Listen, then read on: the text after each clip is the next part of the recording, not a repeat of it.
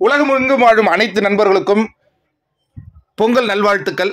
அதாவது big pass முடிந்ததுக்கு பிறகு முதல் ஃபோட்டோ வந்து இந்த ஃபோட்டோ தான் ரிலீஸ் ஆயிருக்கு.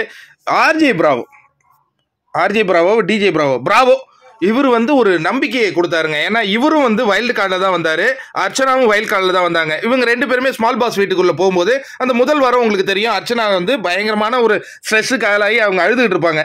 அப்போ இந்த பிராவோ என்ன பண்ணுவார்னா, இது வந்து மலேசிய முருகர் கையால் வாங்கிட்டு வந்த இந்த காப்பு, இதை போட்டுக்க அர்ச்சனா, இதை போட்டுக்கிட்டீங்கன்னா உனக்கு அந்த பயங்கள்லாம் தெரிச்சு ஓடிடும், நீ தைரியமாக இருக்கலாம் அப்படிங்கும்போது அதை போட்டுக்கிட்டாங்க.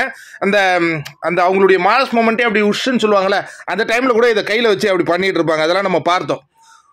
ஆர்ஜே பிராவோ என்ன பண்ணியிருக்கிறாரு, டிஜே பிராவோ என்ன பண்ணியிருக்கிறாரு, எவிக்ட் ஆகிட்டு போகும்போதும் வெளிலலாம் போயிட்டாரு. போனாலும் இந்த பொண்ணு ஏதாவது பிரச்சனைனா இந்த அந்த காப்பை வச்சே அது பண்ணிட்டு இருக்கிற அந்த காட்சிகள்லாம் பார்த்துருக்காரு. உண்மையாலே இந்த பொண்ணு அந்த காப்பினுடைய மகிமையை தெரிஞ்சுக்கிச்சு போல இருக்கே அப்படின்னு சொல்லி ரொம்ப மகிழ்ச்சி அடைஞ்சிருக்கிறாரு.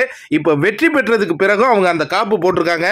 இந்த வெற்றிக்கு இதுதான் காரணம்னு சொல்லும்போது எவ்வளோ ஒரு இதுதாங்க அந்த உண்மையான நட்புன்னு சொல்லுவாங்கல்ல, இதெல்லாம் உண்மையான நட்புக்கான ஒரு அற்புதமான விஷயம். ரொம்ப எனக்கு பிடிச்சிருந்தது. அதேமாதிரி நம்மள கூட நிறைய பேர் வந்து தன்னம்பிக்கை இல்லாத இருக்கிறவங்க, தன்னம்பிக்கையை ஊட்டும் ஒரு நண்பன் கிடைத்தால் நாம் வெற்றி பெறலாம். ஹாப்பி பொங்கல்.